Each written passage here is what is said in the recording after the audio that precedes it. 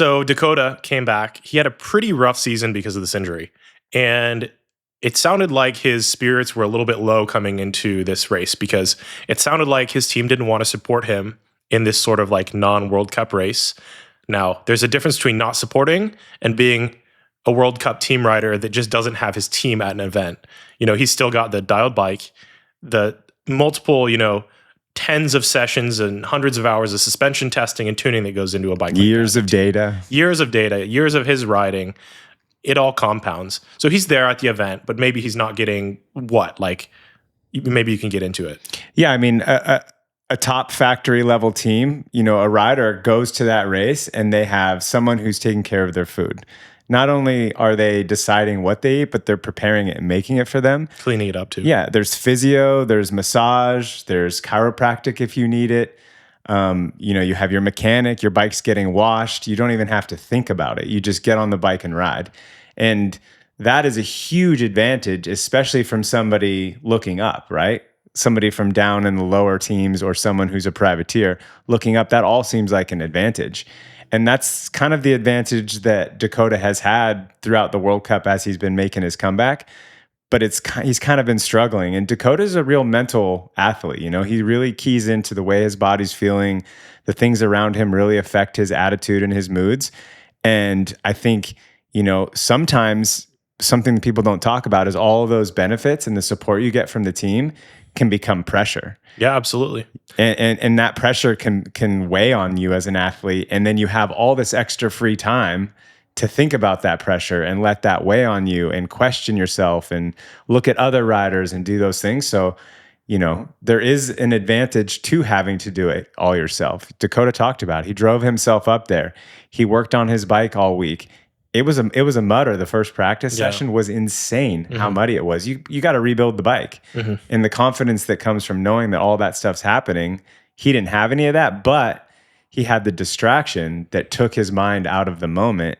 And in my history of competing, having that distraction to take your mind out of the actual event that you're doing, like maybe it's riding injured or having to do it all yourself or a little bit of food poisoning or it's really hot that day, anything that can just kind of take your mind away from the pressure, it can benefit. And I think we saw that happen for Dakotah. Yeah, and it's extra motivation. I'll show you, not to say to his team, but to the world, to himself. It's extra motivation. And I want to just put out there too, I think that Dakotah absolutely supports all of that stuff he's getting and more. And it's difficult to see him not have that at a race. I'm sure he felt maybe like he should have it.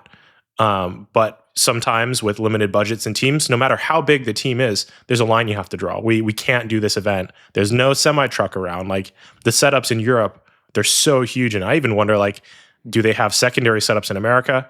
That's another discussion for another time. But it's like, so Dakotah came and through this rough season, he came to the US Open with all these distractions and he just went for it. And it worked. He won. He won by a pretty nice margin. I think it was like 3/4 of a second.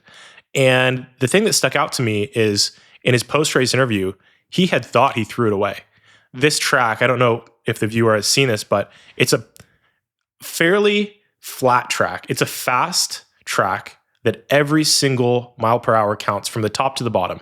And if you have a little stuff up in the middle, you slide the front, slide out the back, and you like take a 5 mile an hour cut, that will compound all the way down the track.